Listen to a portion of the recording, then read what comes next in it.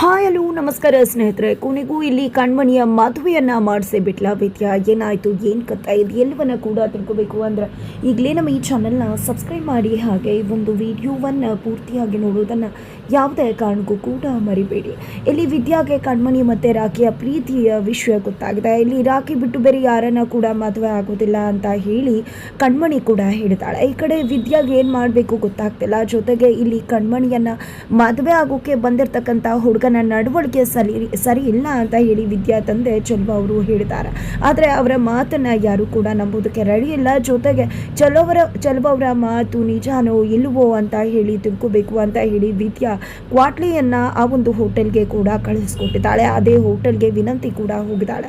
ವಿನಂತಿ ಹೋಗಿರುವುದನ್ನು ನೋಡಿದಂಥ ಕ್ವಾಟ್ಲಿ, ಏನದು ವಿನಂತಿ, ಇಲ್ಲಿಗೆ ಆಗಿ ಬಂದೆ ಅಂದಾಗ, ಕಣ್ಮಣಿ ಮದುವೆ ಇದೆ ಅಲ್ವಾ, ಅದೇ ಕಾರಣಕ್ಕೆ ಮೇಕಪ್ ಮಾಡಿಸ್ಕೊಳ್ಳೋಣ ಅಂತ ಹೇಳಿ ಇಲ್ಲೇ ಬಂದೆ, ಇಲ್ಲೇ ಅಲ್ವಾ ಚೌಟ್ರಿ ಇರುವುದು ಅಂತ ಹೇಳಿ ವಿನಂತಿ ಹೇಳ್ತಾರೆ. ಕ್ವಾಟ್ಲಿ ಕೂಡ ಸರಿ ಆಯಿತು ಅಂತ ಹೇಳ್ತಾರೆ. ತದನಂತರ ಇಲ್ಲಿ ಕ್ವಾಟ್ಲಿಗೆ ಅಲ್ಲಿ ಬಂದಂಥ ಹುಡುಗಿಯನ್ನು ನೋಡಿ ಡೌಟ್ ಬರುತ್ತೆ. ಯಾಕಂದರೆ ಹುಡುಗಿ ಕಣ್ಣೀರು ಹಾಕ್ತಾ ಇರುತ್ತೆ. ಇಲ್ಲಿ ಏನು ನಡೀತಿರ್ಬೋದು ಅಂತ ಹೇಳಿ ಕ್ವಾಟ್ಲಿ ಚೆಕ್ ಮಾಡೋದಕ್ಕೆ ಮುಂದಾಗ್ತಿದ್ದಾರೆ. ಇದರ ನಡುವೆ ಏನೇ ಮಾಡಿದ್ರೂ ಕೂಡ ಯಾವುದೇ ರೀತಿ ಸುಳಿವು ಸಿಗುವುದಿಲ್ಲ.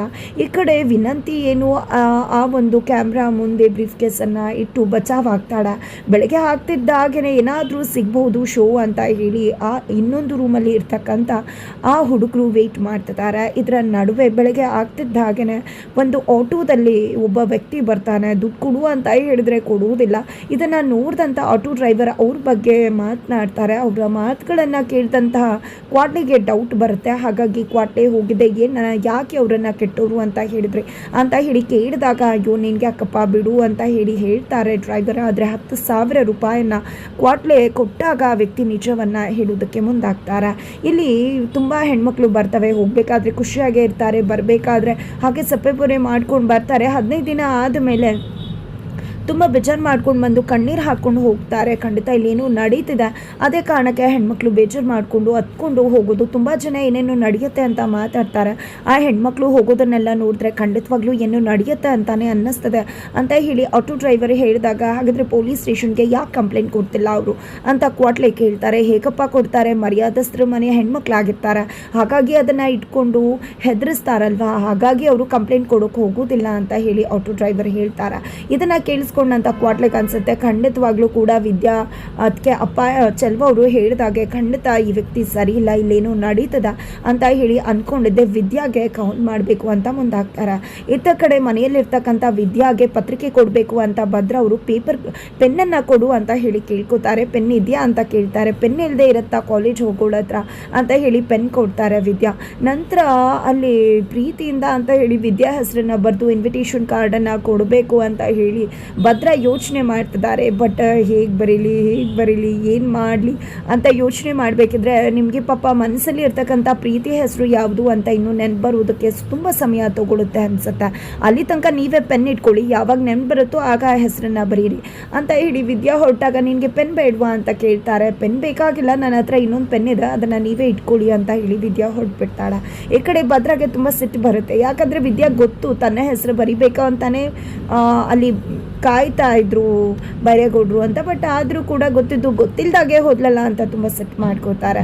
ನಂತರ ಇಲ್ಲಿ ಮದುವೆ ಮನೆಯಲ್ಲಿ ನಿಜಕ್ಕೂ ಕೂಡ ಮದುವೆ ಕಡೆ ಜೋರಾಗಿದೆ. ಈ ಕಡೆ ಮಗಳನ್ನು ಸಾಕಿರ್ತಕ್ಕಂಥ ತಂದೆ ತಾಯಿ ಬಂತಾರೆ, ಕೋಪ ಮಾಡ್ಕೊಂಡಿದ್ದಾರೆ. ಬಿಕಾಸ್ ತಮ್ಮ ಸಾಕು ತಂದೆ ತಾಯಿಯ ಅಸಡ್ಡೆ ಮಾಡಿ ನೀವು ಮದುವೆ ಫಿಕ್ಸ್ ಮಾಡಿಬಿಟ್ರಲ್ಲ, ನೀನು ಮಗು ಕೊಟ್ಟಾಗ ನಮ್ಮ ಒಂದು ಮಡಿಲಿಗೆ ಮಗು ಹಾಕಿದ್ದಲ್ವ, ನೀವೇ ನೋಡ್ಕೊಳ್ಳಿ ಅಂತ. ಇವಾಗ ನೋಡಿದ್ರೆ ಈ ರೀತಿ ನಮಗೆ ತಿಳಿಸ್ದಾಗೆ ಮದುವೆ ಗೊತ್ತು ಮಾಡಿರೋದು ಎಷ್ಟು ಸರಿ ಅಂತ ಹೇಳಿ ಕಣ್ಮಣಿ ಸಾಕಿರ್ತಕ್ಕಂಥ ತಂದೆ ತಾಯಿ ಕೇಳ್ತಿದ್ದಾರೆ. ಆಗ ಅಯ್ಯೋ ಅಣ್ಣ, ನಾವು ಬೇಕು ಅಂತ ಮಾಡಿದ್ದಲ್ಲ, ಒಳ್ಳೆ ಸಂಬಂಧ ಬಂತು, ಹಾಗಾಗಿ ಅರ್ಜೆಂಟಾಗಿ ಮದುವೆ ಗೊತ್ತಾಗೋಯ್ತು ಅಷ್ಟೇ, ಅದಕ್ಕೆ ಅಲ್ವಾ ನಿಮ್ಮನ್ನು ಈಗ ಕರೆದಿರೋದು ಅಂತ ಹೇಳಿ ತಂಗಿ ಹೇಳ್ತಾರೆ. ಆ ಕಡೆ ಶಿವರಾಮೇಗೌಡರು ಕೂಡ ನಿಮ್ಮ ಕೈಯಿಂದನೇ ಕನ್ಯಾಸರೆ ಮಾಡಿಸ್ಬೇಕು ಅನ್ನೋ ಕಾರಣಕ್ಕೆ ನಿಮ್ಮನ್ನು ಕರೆದಿರೋದು, ನೀವೇ ಅಲ್ವಾ ನಿಜವಾದ ತಂದೆ ತಾಯಿ, ಸಾಕು ತಂದೆ ತಾಯಿ ಆದರೂ ನೀವೇ ಅವಳನ್ನು ಇಷ್ಟು ವರ್ಷಗಳ ಕಾಲ ನೋಡ್ಕೊಂಡಿರೋದು ಅಂತ ಹೇಳಿ ಎಲ್ಲವನ್ನ ಕೂಡ ಹೇಳ್ತಿದ್ದಾರೆ. ಬೇಜಾರು ಮಾಡ್ಕೋಬೇಡಿ ಅಂತ ಕೂಡ ತಿಳಿಸ್ತಾರೆ. ಸರಿ ಆಯಿತು, ನಮ್ಮ ಹುಡುಗಿಗೆ ಒಳ್ಳೆ ಮನೆತನದ ಹುಡುಗನ್ನ ನೋಡಿ ಮದುವೆ ಮಾಡ್ತಾ ಇದ್ದೀರಾ ಅನ್ನೋ ಕಾರಣಕ್ಕೆ ಕೋಪ ಕಡಿಮೆ ಮಾಡ್ಕೋತಾ ಇದ್ದೀನಿ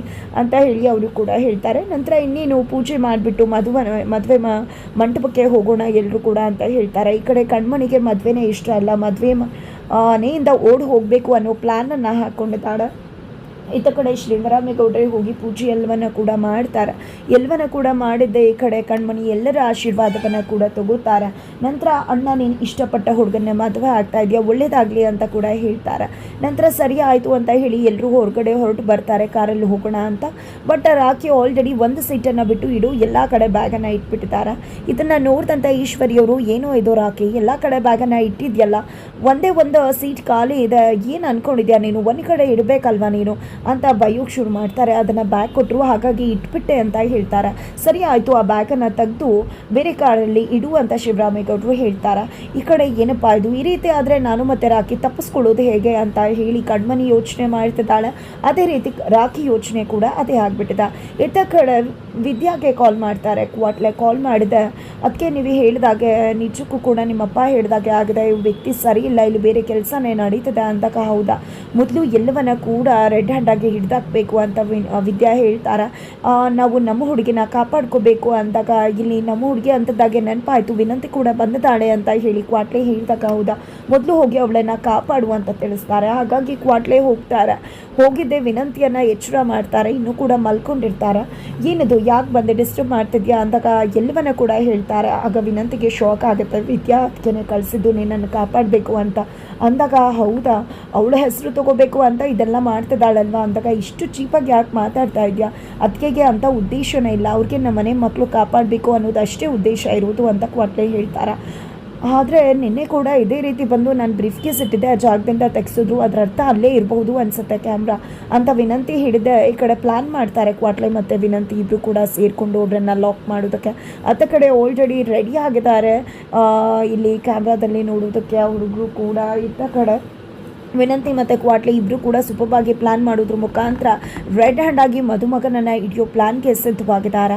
ಇತ್ತ ಕಡೆ ಶಿವರಾಮೇಗೌಡರು ಹೇಳಿದಾಗ ಬ್ಯಾಗನ್ನು ಎತ್ತೋ ಪರಿಸ್ಥಿತಿ ಬರುತ್ತೆ ರಾಖಿಗೆ. ಬಟ್ ಅಜ್ಜಿ ಬೇಡ, ಮದುವೆ ವಸ್ತುಗಳನ್ನ ಇಟ್ಟಿದ್ದೀವಿ, ಆ ರೀತಿ ಬೇರೆ ಜಾಗನ ಬದಲಾಯಿಸಿದ್ರೆ 3ನೇ ಜಾಗ ಆಗಿಬಿಡುತ್ತೆ ಚೌಟ್ರಿ, ಹಾಗಾಗಿ ಅಲ್ಲೇ ಇಟ್ಕೊಳ್ಳಿ ಅಂತ ಹೇಳ್ತಾರೆ. ಸರಿ ಆಯ್ತಮ್ಮ, ಬೇರೆ ಕಾರಲ್ಲಿ ನಡಿ ಅಂತ ಹೇಳಿ ಅಪ್ಪ ಕಣ್ಮಣಿಗೆ ಹೇಳಿದಾಗ ಇಲ್ಲಿ ಕಣ್ಮಣಿ ಅಯ್ಯೋ ಅಪ್ಪ ಒಂದು ಸೀಟ್ ಖಾಲಿ ಇದೆಯಲ್ಲ, ಇದಕ್ಕೆ ಅಲಂಕಾರ ಮಾಡಿಸಿ ಬೇರೆ ಕಾರಲ್ಲಿ ಕುತ್ಕೊಂಡ್ರೆ ಏನು, ಮದುವೆಗೆ ಅಂತ ಈ ಕಾರ್ಗೆ ಅಲ್ವಾ ಅಲಂಕಾರ ಮಾಡಿಸಿರೋದು, ನಾನು ಇದರಲ್ಲೇ ಕುತ್ಕೊಂಡು ಬರ್ತೀನಿ ಅಂದಾಗ ಸರಿ ಆಯಿತು, ಕ್ವಾಟ್ಲೆಯಲ್ಲಿ ಕಾರ್ ಓಡಿಸೋಕೆ ಅವ್ನು ಬೇಕಲ್ಲ ಅಂತ ಶಿವರಾಮೇಗೌಡರು ಹೇಳಿದಾಗ ಇಲ್ಲಿ ಅವನು ಆಲ್ರೆಡಿ ಚೌಟ್ರಿಗೆ ಹೋಗಿದ್ದಾನೆ, ನನಗೆ ಹೇಳಿ ಹೋದ ಅಂತ ಹೇಳಿ ಇಲ್ಲಿ ವಿನಂತಿ ಅಮ್ಮ ಹೇಳ್ತಾರೆ. ಹಾಗಿದ್ರೆ ಭದ್ರ ನೀನೇ ಕಾರನ್ನು ಓಡಿಸ್ಕೊಂಡು ಕಣ್ಮಣಿನ ಕರ್ಕೊಂಡು ಬಾ ಅಂದಾಗ ಇಲ್ಲಪ್ಪ ನನಗೊಂದು ಸ್ವಲ್ಪ ಅರ್ಜೆಂಟ್ ಕೆಲಸ ಇದೆ, ರಾಖಿ ಇದ್ದಾನಲ್ವ ಅವನು ಓಡಿಸ್ಕೊಂಡು ಕರ್ಕೊಂಡು ಬರ್ತಾರೆ ಅಂತ ಭದ್ರ ಹೇಳ್ತಾರೆ. ಸರಿ ಆಯಿತು ಬಾ ಅಂತ ಹೇಳಿ ಈ ಕಡೆ ರಾಖಿ ಕಾರಲ್ಲಿ ಕಣ್ಮಣಿ ಕೂತ್ಕೋತಾರೆ. ನಂತರ ಎಲ್ಲ ಕಾರ್ ಕೂಡ ಹೊರಡುತ್ತೆ. ಈ ಕಡೆ ರಾಖಿ ಕಾರ್ ಮುಂದೆ ಹೋಗ್ತದೆ. ಈ ಕಡೆ ಇಲ್ಲೇ ಕಟ್ ಮಾಡಿಬಿಡು, ಆಮೇಲೆ ಚೌಟ್ರಿಗೆ ಹೋದ್ಮೇಲೆ ಎಸ್ಕೇಪ್ ಆಗೋಕ್ಕಾಗೋದಿಲ್ಲ ಅಂತ ಹೇಳಿ ಕಣ್ಮಣಿ ಹೇಳ್ತಿದ್ರೆ ಇಲ್ಲಿ ಹೇಗೆ ಎಸ್ಕೇಪ್ ಆಗೋಕ್ಕಾಗತ್ತೆ, ಇಲ್ಲಿ ಮನೆಯವ್ರು ಎಲ್ಲ ಇಲ್ಲೇ ಇದ್ದಾರೆ, ಆಮೇಲೆ ಡೌಟ್ ಬರುತ್ತೆ ಅವ್ರಿಗೆ ಅಂತ ಹೇಳಿದ್ದೆ. ಇತ್ತ ಕಡೆ ಡೀಸೆಲ್ ಖಾಲಿ ಆಗಿದೆ ಅಂತ ಹೇಳು ನಿಮ್ಮ ಚಿಕ್ಕಪ್ಪನ ಕಾಲ್ ಮಾಡಿ ಅಂತ ಹೇಳ್ತಾರೆ. ಹಾಗಾಗಿ ಕಣ್ಮಣಿ ಕಾಲ್ ಮಾಡಿದಾಗ ಇಲ್ಲಿ ಡೀಸೆಲ್ ಖಾಲಿ ಆಗಿದೆ ಅಂದಾಗ ಹಾಕಿಸ್ಕೊಂಡು ಬಂದುಬಿಡಿ ಅಂತ ಹೇಳ್ತಾರೆ. ಫೈನಲಿ ಬೇರೆ ರೂಟನ್ನು ತೊಗೊಂಡಿದ್ದೆ ಕಣ್ಮಣಿ ಮತ್ತು ರಾಖಿ ಎಸ್ಕೇಪ್ ಆಗ್ತಿದ್ದಾರೆ. ಈ ಕಡೆ ವಿದ್ಯಾ ಕೈಗೆ ಸಿಕ್ಬಿಡ್ತಿದ್ದಾರೆ. ಇವರಿಬ್ರು ಯಾಕೆ ಜೊತೆಲಿ ಹೋಗ್ತಿದ್ದಾರೆ ಅಂತ ವಿದ್ಯಾ ಅಚ್ಚರಿ ಪಡ್ತಿದ್ದಾಳೆ. ಮದುವೆ ಮನೆಯಿಂದ ಎಸ್ಕೇಪ್ ಆಗ್ತಿದ್ದಾರೆ ಅನ್ನೋ ಡೌಟ್ ಕೂಡ ಅವಳಿಗೆ ಬರ್ತದೆ. ಈ ಕಡೆ ಭದ್ರ ತನ್ನ ಮುದ್ದು ತಂಗಿಗೋಸ್ಕರ ಡೈಮಂಡ್ ನೆಕ್ಲೆಸನ್ನು ತರಬೇಕು ಅಂತ ಹೇಳಿ ಪ್ಲಾನ್ ಮಾಡಿಕೊಡ್ತಾರೆ. ಹಾಗಿದ್ರೆ ಕೊನೆಗೂ ಕೂಡ ವಿದ್ಯಾ ಹೋಗಿ ಅವರಿಬ್ಬರನ್ನ ಮದುವೆ ಮಾಡಿ ಕರ್ಕೊಂಡು ಬರ್ತಾಳಾ ಅಥವಾ ಮದುವೆಯನ್ನು ನಿಲ್ಲಿಸಿ ಅವರನ್ನು ಚೌಟ್ರಿಗೆ ಕರ್ಕೊಂಡು ಬರ್ತಾಳಾ, ಏನಾಗುತ್ತೆ ಅನ್ನೋದನ್ನು ತಿಳ್ಕೋಬೇಕು ಅಂದರೆ ಮುಂದಿನ ವೀಡಿಯೋಗೆ ವೇಟ್ ಮಾಡೋದನ್ನು ಮರಿ.